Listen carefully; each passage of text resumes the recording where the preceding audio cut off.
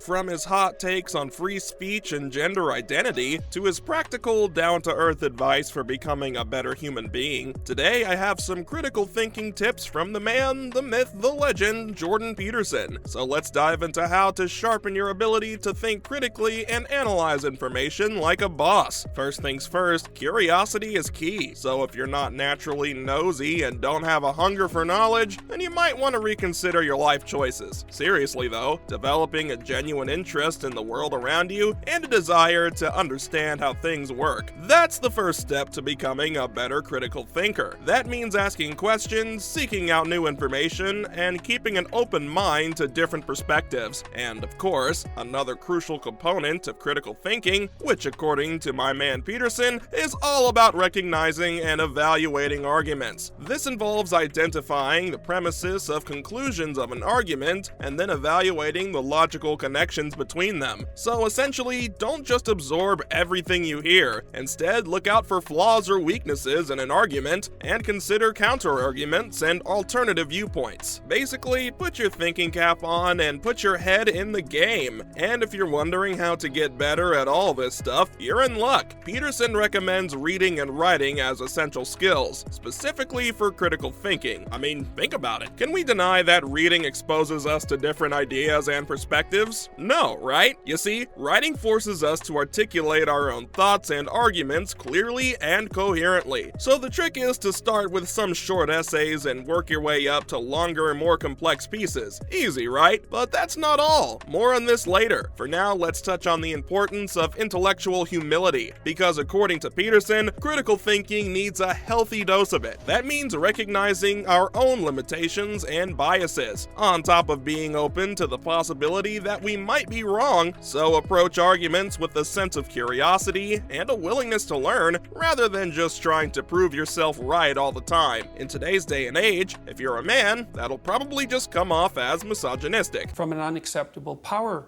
and dominance drive, which I don't believe. But surely I think all of that is inappropriate and incorrect. If much of the power and authority over a very long historical period is lain with men... I mean, Peterson's been called a misogynist who mansplains on countless occasions, but overall, his tips for becoming a better critical thinker aren't questioned. In a nutshell, it's all about being curious, having the willingness to learn, recognizing and evaluating arguments, and of course, intellectual humility. By developing these skills and attitudes, you'll not only be able to analyze information, but you'll also be able to evaluate arguments and make informed decisions like a pro. That's not all you need to be a better critical thinker though. Apparently, the secret is to become a better writer. Confused? Don't worry, it'll all make sense by the end of the video. So, according to Peterson, it's all about learning to write expository essays and doing it on the regular. Yeah, you heard that right. The guy says that the best way to teach people to think critically is to teach them to write. And don't worry, he's got a whole Psychology 434 course webpage document with guidelines. It has all the tips an aspiring writer would ever need. It's very necessary for people at some point in their life to dedicate themselves to a single game of some sort, which is kind of what you're doing in university.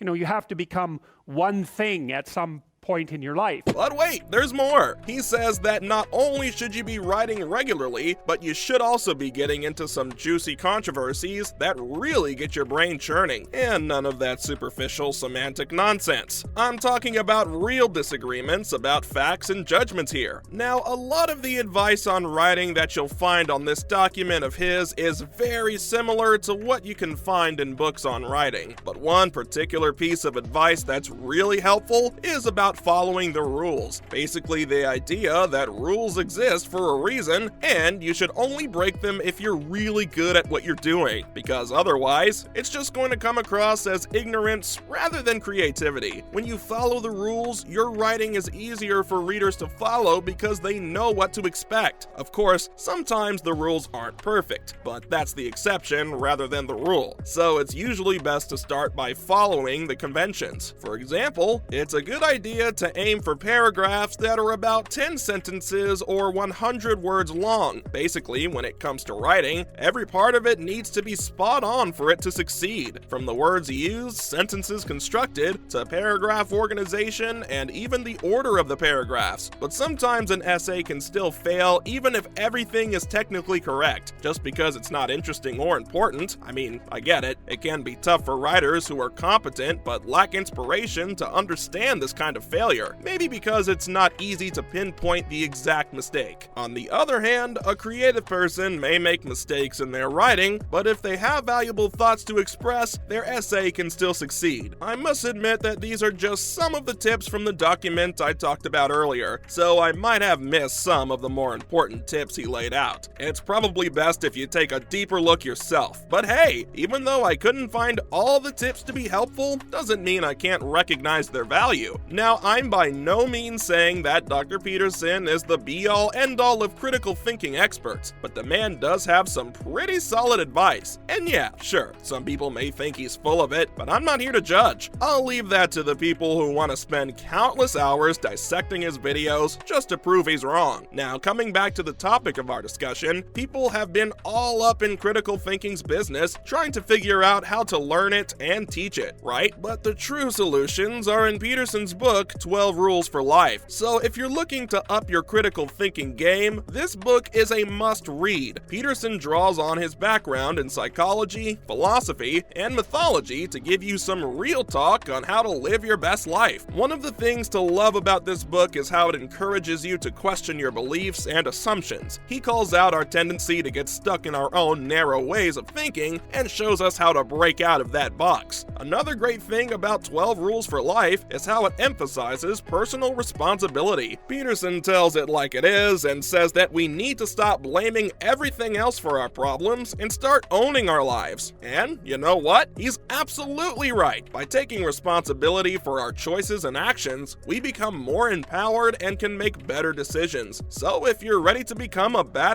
critical thinker and take control of your life, I highly recommend checking out 12 Rules for Life because, let's be real, critical thinking is super important. And as Peterson said in one of his lectures, thinking makes you act effectively in the world. And how do we teach people to think effectively? Well, according to him, the best way is to teach them to write, as I've already talked about. Basically, if you can think and speak and write, you're absolutely deadly and nothing can get in your way. That's why you learn to write. In his eyes, it's the most powerful weapon you can have. And if you look around, you can see that some of the most influential people out there are writers. But ultimately, it all boils down to knowing how to communicate your ideas in a persuasive manner. Well, that's it from me about Jordan Peterson's tips on becoming a better critical thinker.